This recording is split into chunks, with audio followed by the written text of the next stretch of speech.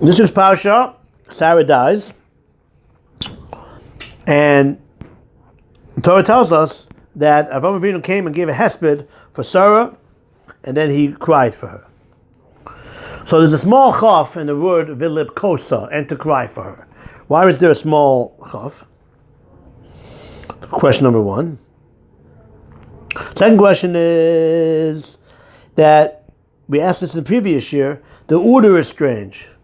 L'spo the soul of vilib kosa, to eulogize her and then to cry for her. I thought the crying came first. So the last year we had a very nice answer. We're going to say a different answer now and answer these questions. The pick of the Rebbe Eliezer, the Medrash, tells us as follows.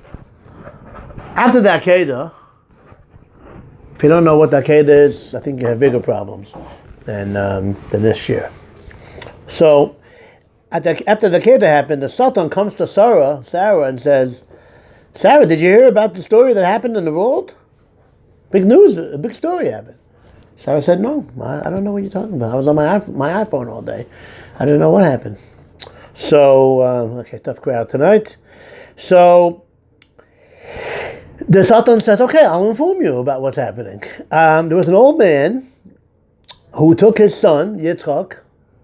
Now, since you woke up, maybe he's talking about my old man, my husband, my son. Yeah, my husband. And he brought him, Yeah, my husband, Yeah, and he brought him for a sacrifice. He brought him on the Mizbeach. And the child cried, and nothing was able to save this child from being brought as a korban. That was the version of the story that Satan told Sarah.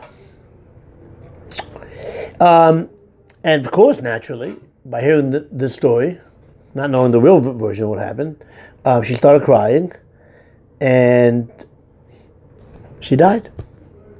In this Parsha, we have Sarah's dying, and it's connected to the Akeida, which was the last week's Parsha. So according to the Pick of the Rebbe Eliezer, we understand the juxtaposition of Sarah's death and the Akeida, because Sarah died because of the Akeida. Akeida happened. Satan tells Sarah his version of what happened, and because of that, she died. Avraham Avinu comes home, finds her dead, and he eulogizes her. So that's the shot. Vayavo Avram. And Avram came, where did he come from? He came from Hamoriah. He came from, Rashi says Beersheba, but the particular minister is saying from Hamoriah. He came from the Akeida. He comes home, and he sees her dead, and then he goes ahead and he eulogizes her. So again, the connection is clearly, again, it's not a riot to the particular Eliezer. He came from the Akeida. He found her dead. So the Torah is hinting to us that the Akeida was the cause of Sarah's death. That's again, because that's the juxtaposition of the Akeida and her death, and that's what the Torah is saying. Vayavo Avram, and Avram came from the Akeida, and then she died. So you see that the two things are not just seemingly random episodes. No, the Akeida produced her death. That's very strange.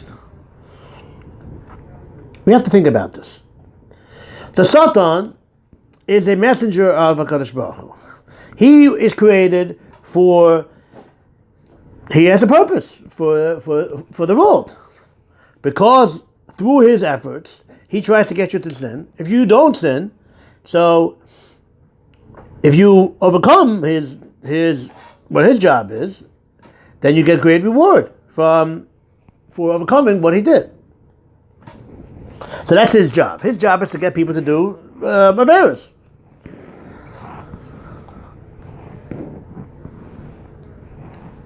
So what did the Satan want from Sarah after the Akeida? What do you think it was? It was Nakama? It was revenge?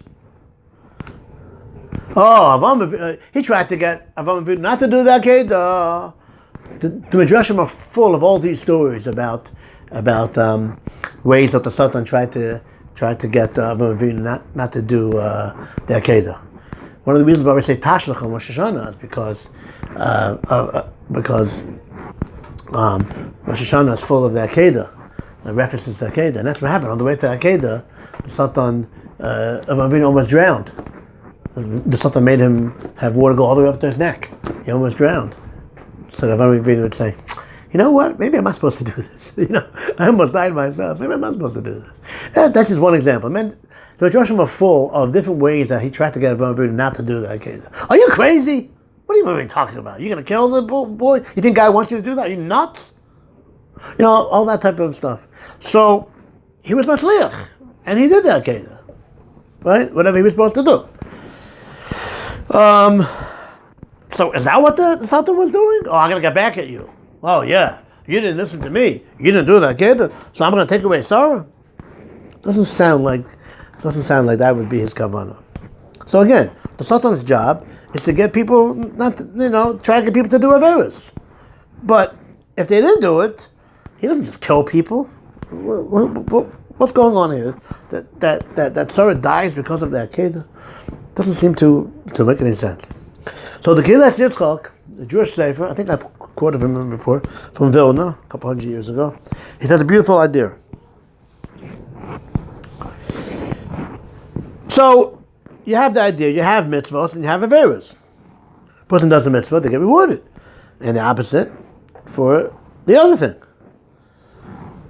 Now, it could happen, the Rambam tells us, for example, in Hilchos Tshuva, it's a very interesting Rambam, anybody who does a mitzvah, but he regrets doing the mitzvah, it would be better if I didn't do it. Or he regrets, and he says, Maho alti b'asiyasan. What did I really gain by doing this mitzvah? I wasted my time. I had better things to do that night, that evening. I have to go here, go off and go darshan. I had better things to do. The person has regret that he came to a shir, not just my shir, or any shir. The person has regret that they did a mitzvah. I'm reading the Rambam because his lashon is so beautiful. He said, what did I gain by doing that? I shouldn't have done that. It'd be better if I didn't do it. He loses all the schar for doing the mitzvah. It's worse than if he didn't do it at all. The guy says, I should have done that vera. I missed out. Terrible thing. That's called, in the lashon Gemara, toya al rishonos, when you regret that you did a mitzvah. Okay, so with this introduction, we're going to understand what the Sultan was doing. When you regret that you did a mitzvah, even if you regret because of things that came out of it, you lose the schar of the mitzvah. Okay? So, in short, if you have regret that you did a mitzvah, you lose the whole schar of the mitzvah. Toya al rishonos. So now we understand what the Sultan was trying to do. The Sultan was trying to get Avram Avinu not to do the Akeida. And that didn't work. He did the Akeida. He did what he was supposed to do. Okay, he didn't check it because he was told not to at the end. He was ready to do it. He did it, right? Pasuk says, the last Parshas, we had a whole shir on that. Now I know that you're a God-fearing person because you did the Akeida. He didn't do it. He did what he was supposed to do. Going to the Zohar, we had a shir about this once. I think your brother was still here, and he did do something. Remember that shir? That's for another time. The Zohar says he actually did Shech Yitzchak. You remember the shir? Very good, very good. Yeah. What else could have happened? That was from me. We had a shir about that. If I remember the shir. I never heard that. Okay. Avram Avinu did what he was supposed to do. Look at your notes. We had a shir on that. Sure, somewhere. So it didn't work. He did the mitzvah. He did what he was supposed to do. So what's the Sultan do? Did he give up? No. Then he tries to make you have charata that you did the mitzvah. So what did he do? Sarah's death, he put together with the Akeida. To see if Avram Avinu would be toya al rishonos. To see whether or not he would regret doing the mitzvah. And by doing that, he would lose the schar of the mitzvah itself. And for all purposes, by Avram Avinu being meskaber over that, by him being victorious over that, he gets even more reward, which is what his job is. Sometimes not a bad guy. He just has to act like he wants to do an avera. He's the shleich of Hashem. He probably wants you to succeed, but that's his job, is to try to get you not to, like when a guy makes the test, he makes hard questions, but if he's a good teacher, he really wants you to pass. He just makes it harder for you, so you can really know the material. I'm saying that Chiddush. Now, deep down, the Sultan might want you to pass. but he just has to play the game, make it harder. It's a beautiful shot from the Akeida. I'm just going to wrap it up. But you have the concept? The question was, what was he doing? Why was he taking away Sarah? What's that do with the Akeida? He was trying to see if Avram Avinu would be Chayei al Rishonos, regret doing the mitzvah. The lashon of the Akeida is so interesting. If you regret doing a mitzvah, it's worse than if you didn't do a mitzvah at all. If you just don't do a mitzvah, okay, I didn't do a mitzvah. You're like parv, you're like just straight.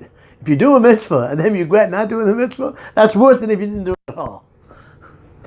You can't. You become so close to Hashem, and then you say, "No, rather I didn't do it." It'd be better if you just stayed where you are, than going up and then going down again. Okay, so now you understand that idea. What was he doing? He was trying to get Avram Avinu to regret doing the mitzvah and therefore forfeit the schar for the entire mitzvah. That didn't work. So now let's answer up the questions. If Avram Avinu would cry so much, that might show himself and show the Satan, show that he's not happy. He's not able to departmentalize between happy he did the mitzvah and, of course, sad that Sarah died.